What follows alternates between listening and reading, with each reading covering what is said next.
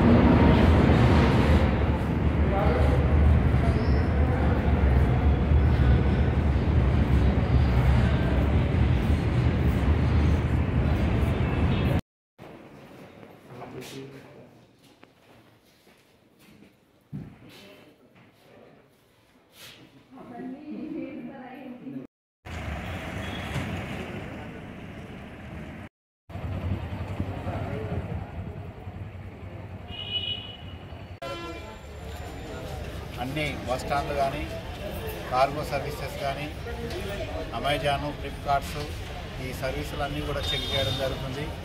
ఇవన్నీ కూడా భద్రత దృష్ట్యా ప్రజలకు ఎలాంటి హాని కలిగించకుండా ఈ ఎక్కడైతే టౌన్ బస్ స్టాండ్ ఏరియాలు ఉన్నాయో కానీ కార్గో సర్వీసెస్ కానీ రైల్వే స్టేషన్స్ కానీ ఈ అందరినీ మొత్తం అన్ని ప్లేసులను కూడా చెక్ చేయడం జరుగుతుంది. దీని యొక్క ముఖ్య ఉద్దేశం ఏంటంటే ప్రజలకు ఎలాంటి ధన మాన ప్రాణాలకు హాని కలగకుండా ఈ చెకింగ్ చేయడం జరుగుతుంది. మనం నిన్న చూసాము ఢిల్లీలో ఒక బ్లాస్టింగ్ అనేది జరిగింది. అలాంటి సంఘటనలు అనేది జరగకుండా ముందస్తు ప్రికాషన్గా చెక్ చేయడం అనేది జరుగుతుంది.